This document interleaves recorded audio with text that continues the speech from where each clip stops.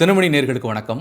மகளிர் உரிமை தொகையாக 5,000 ரூபாய் வரவு வைக்கப்பட்டது மிகப்பெரிய செய்தியாக மாறியிருக்கிறது.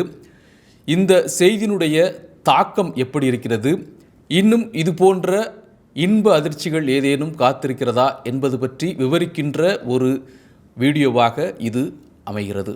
நம்ம அரசு சார்பில் 5,000 ரூபாய் உங்கள் அக்கௌண்ட்டுக்கு வந்திருக்கோம். எதுக்காக இந்த பணம்? ஆப்ரேஷன் 5,000 அப்படின்னு அதை வர்ணிக்கிறாங்க. ஏன்னா 5,000 ரூபாய் காலையில் மகளிர் உரிமை தொகையாக வரவு வைக்கப்படுகிறது. மகளிர் உரிமை தொகை அப்படிங்கிறது தமிழ்நாட்டில் பொறுத்தளவில் அந்த தகுதி வாய்ந்த பெண்களுக்கு, அது அரசு நிர்ணயித்துள்ள தகுதி வாய்ந்த பெண்களுக்கு மாதம் தோறும் 15ஆம் தேதியில் வரவு வைக்கப்படுது 1000 ரூபாய். இது 15 சில காலகட்டங்களில் ஒரு நாள் 2 நாள் முன்னதாக கூட வரவு வைக்கப்படும். ஏதோ விடுமுறை தினமாக இருந்தால் முன்பு, அதே போன்று கடந்த பொங்கலுக்கு பார்த்திங்கன்னா கொஞ்சம் முன்பாகவே வரவு வைத்தார். அந்த மாதிரி நடப்பது உண்டு. 1000 ரூபாய், இது 5,000 ரூபாய் அப்படின்னு பார்த்தவுடன் மறுபடியும் என்னன்னு பார்த்து கொண்டு இருக்கின்ற பொழுதே முதலமைச்சருடைய வீடியோ வருகிறது. ஏன் இந்த 5,000 ரூபாயை நாங்கள் வரவு வைத்தோம் அப்படின்னா, சில சட்ட சிக்கல்கள் ஏற்படும் போல தெரியுது. அதனால் பிப்ரவரி, மார்ச், ஏப்ரல் இந்த 3 மாதத்திற்கும் சேர்த்து 3,000, அடுத்து ஒரு கோடைகால சிறப்பு தொகுப்பு 2,000 சேர்த்து 5,000 வரவு வைக்கிறோம் சொல்லி முதலமைச்சர் திரு மு.க. ஸ்டாலின் ஒரு வீடியோவை வெளியிட்டு அதில் பேசுகிறார். அவர் சொன்ன காரணம், அந்த மாதிரி ஒரு வழக்கு உச்சநீதிமன்றத்தில் தொடுக்க இருக்கிறாங்க. ஒரு வழக்கு அது விசாரணை பண்ணக்கூடிய ஒரு சூழ்நிலை இருக்குது.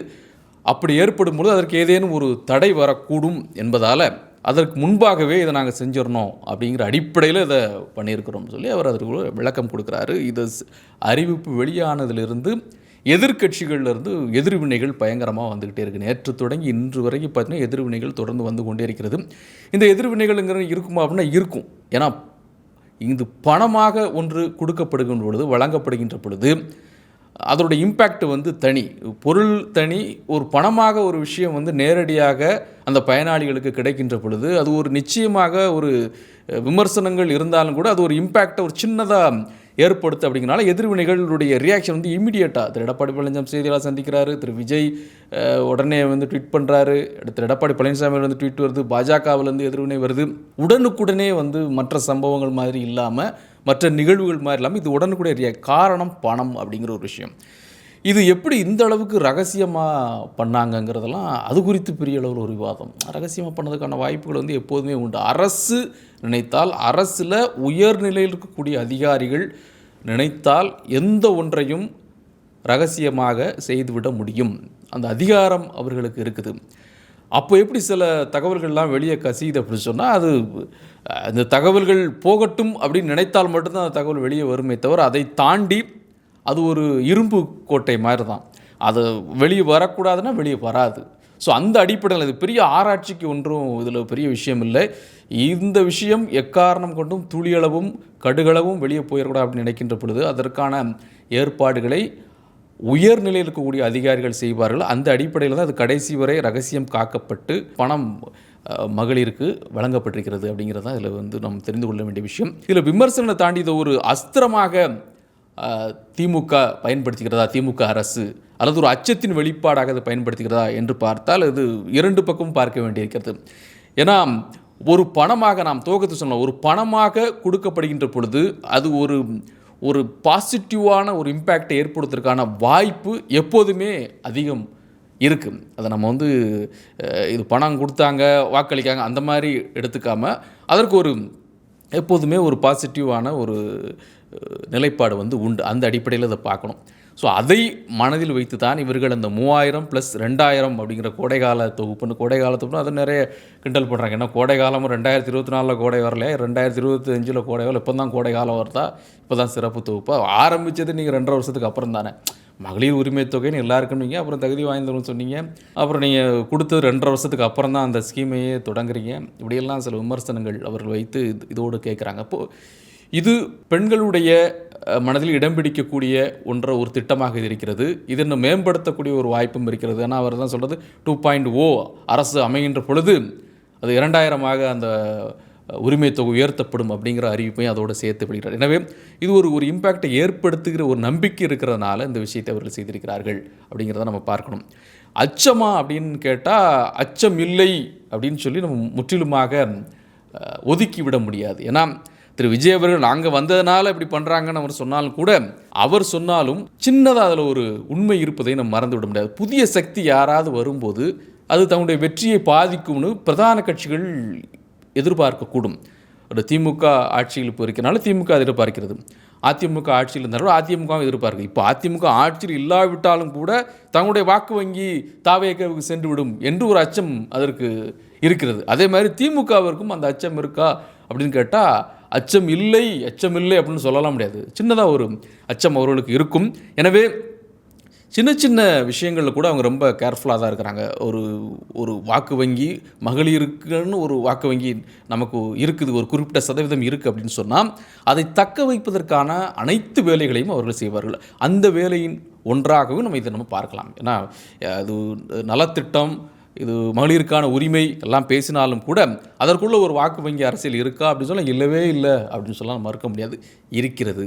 அதை அவர்கள் மனதில் வைத்து தான் இந்த விஷயத்தை பண்ணியிருக்கிறாங்க அப்படிங்கிறதுல ஒரு இருவேறு கருத்து இருக்க முடியாது. இன்னொன்று, இதில் ஏன் முதலாக மகளிர் சார்ந்த ஒன்றுக்கு இவ்வளோ ஒரு முக்கியத்துவம் கொடுக்கப்படுது அப்படின்னு பார்த்துட்டு சொன்னால் மறுபடியும் நம்ம விஜய் ஃபேக்டர் உள்ள வருது.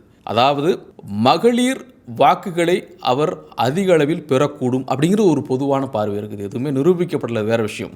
மகளிர் வாக்குகளை பெருவாரியாக பெறக்கூடும் அப்படின்னு சொல்கிறது எப்படி அப்படின்னா, இளைஞர்களாக இருக்கக்கூடிய பெண்கள் இருக்காங்கள்ல, அவருடைய வாக்குகளும், இரண்டாவது வீட்டில் இருக்கக்கூடிய பெண்கள் தங்களுடைய குழந்தைகள் சொல்லக்கூடிய விஜய்க்கு வாக்களிக்க வேண்டும் என்ற ஒரு விஷயத்தை அவரோடு சொல்லுகின்ற பொழுது, குழந்தைகள் சொல்லுவதை கேட்டு அந்த பெண்கள், வீட்டில் இருக்கக்கூடிய அம்மாவோ பாட்டியோ அவங்களோ அத்தையோ அவங்களோ அந்த பெண்கள் வாக்களிக்கக்கூடும் அப்படின்னு ஒரு பேச்சு. இதெல்லாம் நீங்கள் கேட்பதற்கு ஒருவேளை நகைச்சுவையாக இருக்கலாம்.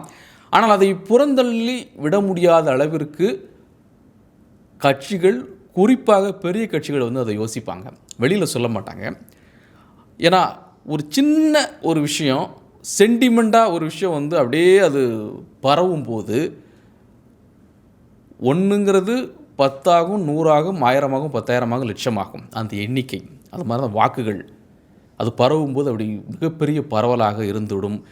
அதை தடுக்க வேண்டும். அப்படி ஒரு தாட்டு உள்ளே வந்துடக்கூடாது. அப்படி வரக்கூடாது அப்படின்னு சொன்னால் இந்த அரசு மேலே ஒரு நம்பிக்கையை ஏற்படுத்தும் விதமான செயல்களை நம்ம தொடர்ந்து செய்து கொண்டே இருக்கணும் அப்படிங்கிறதான் ஆளுகின்ற ஒரு அரசினுடைய ஒரு எண்ணமாக இருக்கும்.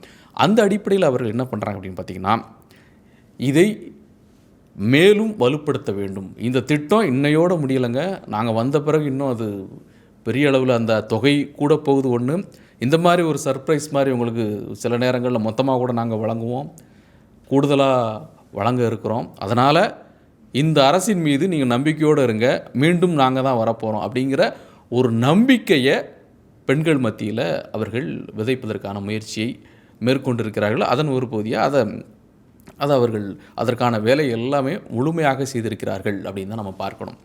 சரி, இது முழுசாக ஒர்க் அவுட் ஆயிருமா அப்படின்னு பார்த்தோன்னா ஒர்க் அவுட் ஆகாதுன்னு சொல்ல முடியாது.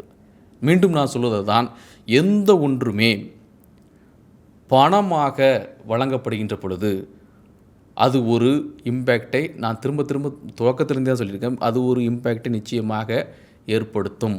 ஆனால் அதுவே உங்களுக்கு ஒரு முழுமையான ஒரு வெற்றி, அவ்வளோதான் நம்ம கொடுத்தாச்சுங்க, இனிமேல் ஒன்றும் பிரச்சனை இல்லை, மகளிர் ஓட்டு எல்லாமே வாக்குகள் அனைத்தும் திமுக தான் என்று சொல்ல முடியாது. ஆனால் அதனுடைய தாக்கம் நிச்சயமாக இருக்கும். சரி, இன்னொன்று, இத்தோடு இவர்கள் இந்த அறிவிப்போடு திமுக இது போதுமானது, ஏன்னா நமக்கு நிறைய திட்டம் இருக்குது, எல்லா செக்டாரையும் நம்ம கவர் பண்ணிட்டோம்.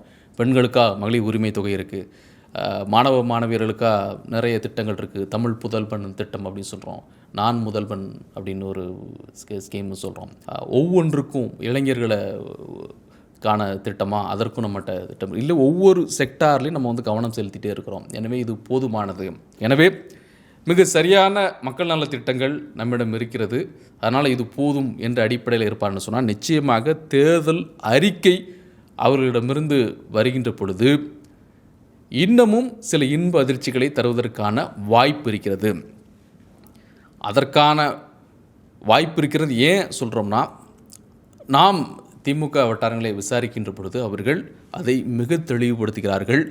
என்ன அப்படிங்கிறத அவங்க சொல்லலை தவிர, குறிப்பாக இன்னும் பெண்கள் வாக்குகளை கவர்கின்ற வகையில் பெண்களின் நன்மதிப்பை பெறுகின்ற வகையில் அவர் நன்மதிப்பைன்னு சொல்கிறாங்க, நம்ம வாக்குகளை கவர்கின்ற வகையில் நம்ம சொல்லுவோம். பெண்களுடைய நன்மதிப்பை பெறுகின்ற வகையில் சில அறிவிப்புகளுக்கு நாங்கள் தயாராகி கொண்டிருக்கிறோம் என்று அவர்கள் சொல்கிறார்கள். அப்படின்னு சொன்னால் அப்போ பெண்களுக்கு இன்னும் சில இன்ப அதிர்ச்சிகள் காத்திருக்கு அப்படிங்கிறத நம்ம இதன் மூலமாக புரிந்து கொள்ள வேண்டியது. எனவே அவர்கள் எல்லோரையும் விட நாம் சொல்ல எல்லா செக்டாரை விட, முதியவர்கள், இளைஞர்கள், இவர்களெல்லாம் விட பெண்கள் வாக்கு வங்கியில் திமுக தெளிவாக இருக்கிறது. அந்த வாக்குகளை சிந்தாமல் சிதறாமல் அனைத்தும் திமுகவிற்கு கிடைப்பதற்கான வேலைகள் என்னவெல்லாம் உண்டோ, என்ன வியூகங்கள்லாம் உண்டோ அவற்றையெல்லாம் கையில் எடுக்க தொடங்கியிருக்கிறார்கள். கனிமொழி அவர்கள் சொல்கின்ற போது கூட அந்த தேர்தல் அறிக்கை இது கதாநாயகியாகவும் இருக்கும் என்று அவர்கள் சொன்னதையும் நாம் இதோடு பொருத்தி பார்க்க வேண்டும். கதாநாயகியாகவும் இருக்கும் அப்படின்னு சொன்னால் திமுக தேர்தல் அறிக்கை அங்கு பெண்களுக்கு அதிக முக்கியத்துவம் இருக்கும் என்பதை நாம் புரிந்து கொள்ள வேண்டும்.